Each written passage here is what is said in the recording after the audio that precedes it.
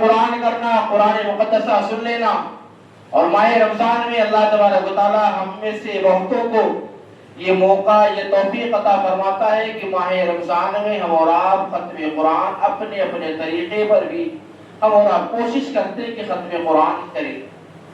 ختم قرآن یا قرآن مقدسہ کی تعظیم کا عالم یہ ہے کہ اورنگزیب عالم کے رحمت و رضوان کو اگر بخشش ملے تو قرآن کی تعظیم کی برکت انہیں بخشش ملے.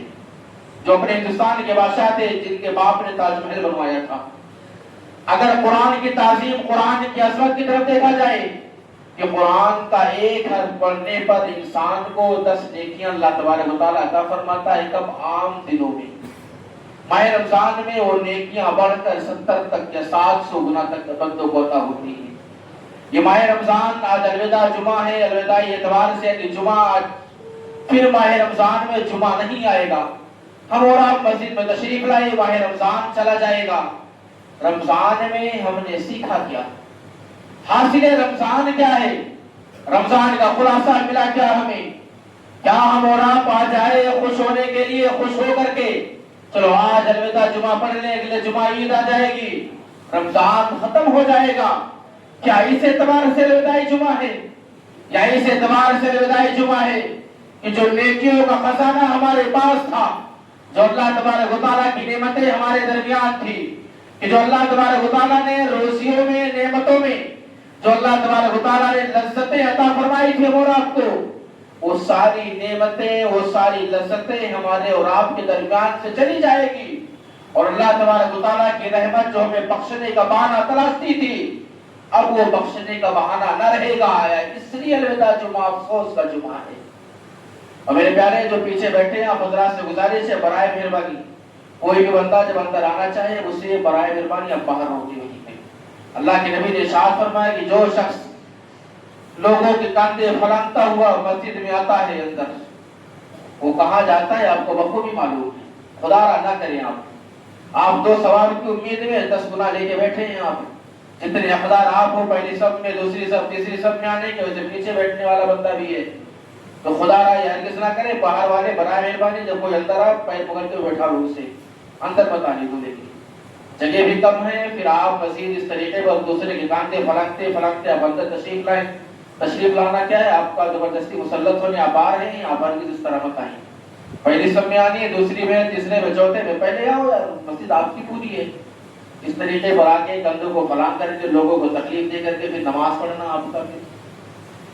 خیر، اللہ کے نبی نے سرکار دو عالم صلی اللہ علیہ وسلم نے ارشاد فرمایا ماہ رمضان ہے، جو شخص رمضان پائے اپنی بخشش نہ کرا پائے، افسوس ہے اس شخص پر. میرے آقا سرکار دو عالم صلی اللہ علیہ وسلم نے فرمایا، اور جو اللہ تبارک و تعالیٰ نے ماہ رمضان میں سب سے عظیم نعمت دی ہے اور آپ کو قرآن کی تلاوت، ختم قرآن. قرآن کیا ہے؟ اللہ نے فرمایا تبیان لکل شیء، قرآن میں ہر چیز کا واضح بیان ہے.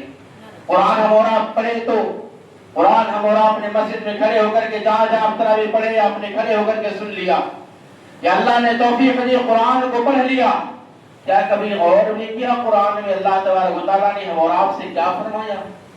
قرآن میں اللہ تبارک و تعالیٰ نے موجودہ زمانے میں جو بھی چیزیں دنیا میں رونما ہو رہی ہیں، کیا اللہ تبارک و تعالیٰ نے اس اعتبار سے ہم اور آپ کے بارے میں ہم اور آپ کے لیے کچھ فرمایا ہے؟ ہماری اس پر ہرگز نگاہ نہیں. میرے پیارے، اگر قرآن کے بارے میں جتنا مجھے تھوڑا بہت علم ہے، تھوڑی بہت سمجھ آ رہی ہے، اللہ تبارک و تعالیٰ نے اسی قرآن میں ہم سے یہ بھی فرمایا ہے کہ چاند پہ ایک زمانہ آئے گا لوگ جائیں گے، اور جو چاند پر جائیں گے جانے والوں میں کوئی مسلمان نہ ہوگا. اللہ نے یہ بھی قرآن میں فرمایا ہے. اللہ تبارک و تعالیٰ نے قرآن میں یہ بھی فرمایا ہے کہ ہم نے زمین کو بنایا ہے، زمین سے پہلے اوزون، اس سے پہلے بہت سارے 7 زون ہم نے بنائے ہیں تاکہ انسان دنیا میں آرام کے ساتھ سانس لے سکے. قرآن میں اللہ نے یہ بھی فرمایا ہے کہ جتنے جوپیٹر، مارس، یہ سارے کے سارے ہیں 6 کے 6 سیارے، اگر رائٹ شفٹ چلتے ہیں، کوئی ایک سیارہ ہے جو سارے اگر لیفٹ سے رائٹ جاتے ہیں، تو ایک ہے جو لیفٹ رائٹ سے لیفٹ ہو کر کے کائنات کی گردش کرتا ہے، چکر لگاتا ہے.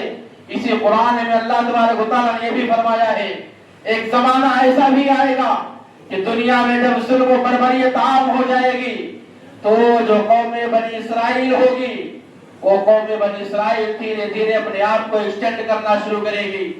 پڑھانا شروع کرے گی، اور جب وہ بڑھائے گی، بڑھاتی جائے گی، تو اپنے آپ کو دنیا کے نقشے پر گریٹر اسرائیل بنا کر کے دنیا کے سامنے پیش کرے گی۔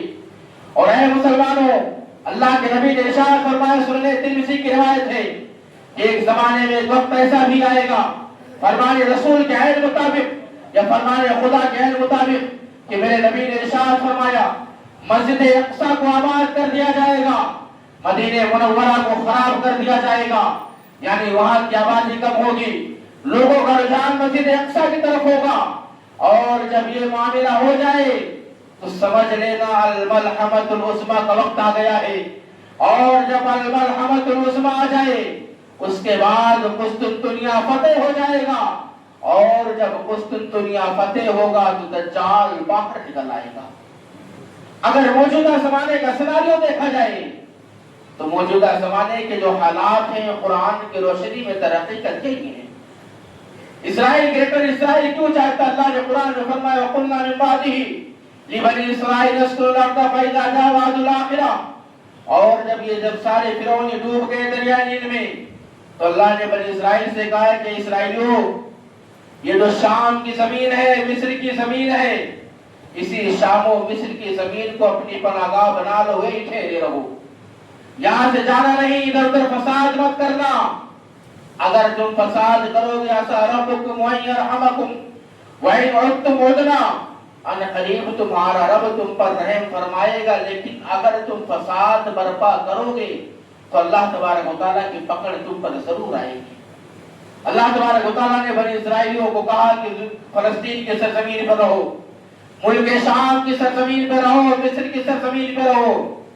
تب جب فرعون ڈوب گیا، یہ سارے بچ گئے، اس وقت اللہ نے فرمایا ان ظالموں نے جب وہاں رہنا شروع کر دیا، حضرت یارمیہ علیہ السلام یا حضرت شیعہ علیہ السلام جو اللہ تبارک و تعالیٰ کے نبی ہوئے، جب ان ظالموں نے اللہ کے نبی کو قتل کیا، قتل کرنے کے بعد اللہ تبارک و تعالیٰ نے ان پر ایک ظالم حکمراں بخت نصر کو متعین مقرر کیا، اور اس نے ان ظالموں کو اتنا کاٹا، اتنا مارا کہ ملک شام، ملک فلسطین ان کے ناپاک وجود سے پاک ہو گیا۔ یہ سارے پھر دنیا میں ادھر ادھر پھرتے رہے، ٹکراتے رہے، ادھر ادھر پھرتے گھومتے رہے۔ پھر جب ان کی اجتماعیت ہونی شروع ہوئی، تو ان کی اجتماعیت جب ہوئی، انہوں نے زمین میں فساد پھیلانا شروع کر دیا۔ ہٹلر نام کی ظالم آیا، انہیں ڈھونڈ ڈھونڈ کے چن چن کے مارا، اور مارنے کے بعد اس نے جاتے وقت کہا میں جو تھوڑے بہت چھوڑ رہا ہوں، میں اس لیے چھوڑ رہا ہوں تاکہ دنیا میرے آنے کے بعد دیکھے کہ ان کو میں نے مارا کیوں تھا، مارنا نہ ضروری کیوں تھا۔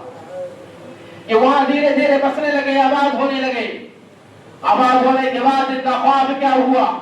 ہمیں گریٹر اسرائیل بنانا ہے، اسرائیل کو اور بڑا کرنا ہے۔ اللہ تبارک و تعالیٰ نے اسے فرمایا تھا اگر